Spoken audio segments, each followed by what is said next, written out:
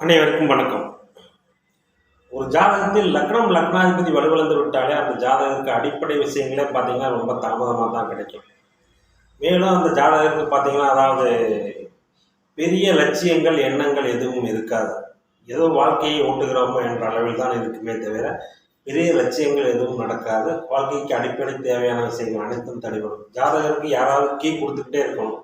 சுயமாக அந்த ஜாதகர் முடிவெடுக்க மாட்டார். மேலும் அந்த ஜாதகர் மற்றவரை சார்ந்துதான் இருக்க வேண்டிய சூழ்நிலை இருக்குமே தவிர தன்னிச்சையாக தன் கையே தனக்கு உதவி என்ற நம்பிக்கை அந்த ஜாதகருக்கு வராது. ஏதோ வாழ்க்கை ஓடும். யோகதசை நடக்கும்போது வாழ்க்கை ஓடுமே. யோகதசைகள் வந்தாலும் லக்னம் லக்னாதிபதியை மீறி அந்த கிரகங்களால் யோகத்தை ஜாதகருக்கு தர முடியாது. ஜாதகர் பார்த்தீங்கன்னா இந்த குண்டு சதிகளுக்கு உதவி விடுவார்கள். அந்த குறுகிய வட்டத்துக்குள்ளேயே குறுகிய வருமானத்துக்குள்ளேயே அந்த ஜாதகர் வாழ்க்கையை கடத்தி கொண்டிருப்பார். இது மாதிரியான ஜாதகத்தை உதாரண வீடியோவாக இந்த ஜாதகத்தை நம்ம பார்க்கலாம்.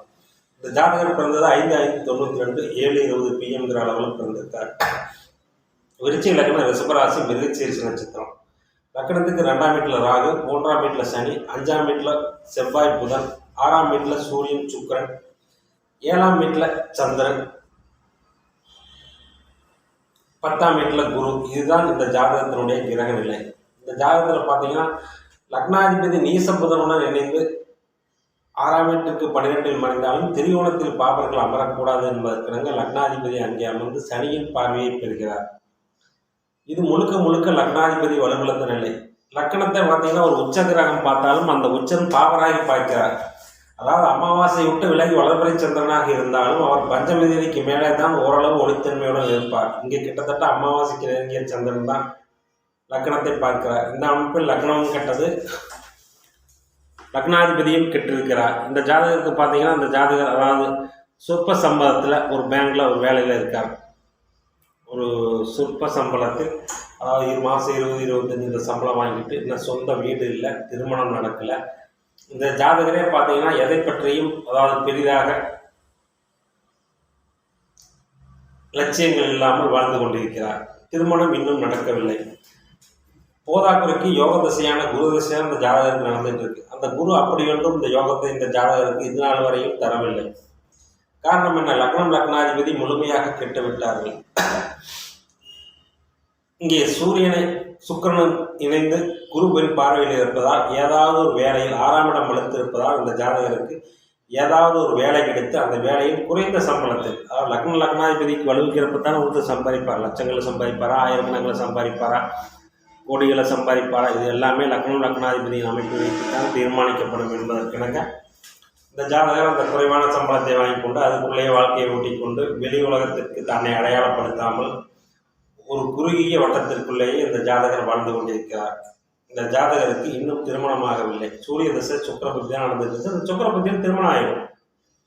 ஏனென்றால் சுக்கிரனுக்கு 6ஆம் இடம் அறிவுஸ்தானம் இல்லை என்பதாலும் அங்கே 10 டிகிரிக்குள் சூரியனோடு இணைந்திருந்தாலும் குருவின் பார்வையில் சுக்கிரன் இருப்பதாலும் சுக்கிரன் திருமணத்தை நடத்தி வைத்து விடுவார். ஏனென்றால் சுக்கிரனுடைய ஒரு வீட்டில் அமாவாசை சந்திரன் அமர்ந்தாலும் இன்னொரு வீடான துலாத்தை பாபகிரகங்கள் யாரும் பார்க்காமல் சுக்கிரன் பார்ப்பதால் இந்த ஜாதகருக்கு சுக்கிர புத்தியிலே திருமணம் நடந்துடும். அதாவது போகஸ்தானாதிபதி போகஸ்தானத்தையே பார்ப்பதால் சுக்கிரன் புத்தியில் திருமணம் நடந்துவிடும். ஆனால் வாழ்க்கை என்பது பார்த்தீங்கன்னா இந்த ஜாதகருக்கு அதாவது ஒரு குறுகிய வட்டத்துக்குள்ளதே இருக்கும். இதை செய் அதை செய்து ஜாதகர் சுயமாக எதையும் செய்ய மாட்டார். சுயதொழிலையும் இந்த ஜாதகர் விரும்ப மாட்டார். ஏதோ வேலைக்கு போகிறோமா, சம்பளம் வாங்குறோமா, அதுக்குள்ளே செலவு பண்ணிட்டு குடும்பம் நடத்துகிறோமா, அந்த மாதிரியான அமைப்புகள் தான் இருக்குமே தவிர பெரிய மேம்பட்ட அமைப்புகள் எதுவும் கிடைக்காது.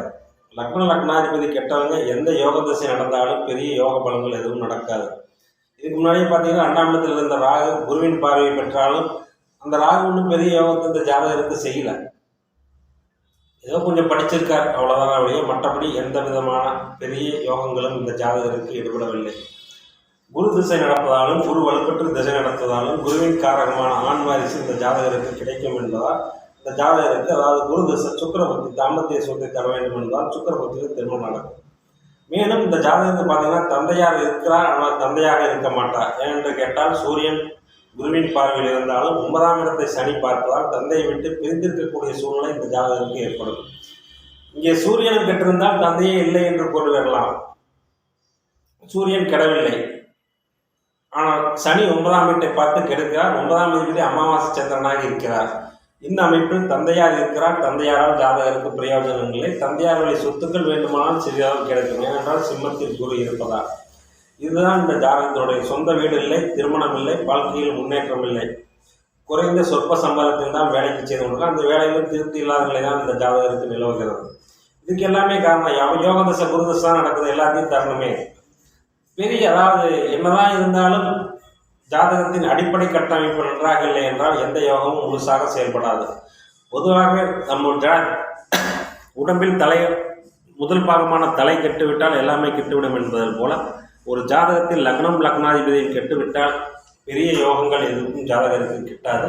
ஜாதகர் அடிப்படை தேவைகளுக்கே போராடக்கூடிய சூழ்நிலை தான் உருவாகும்.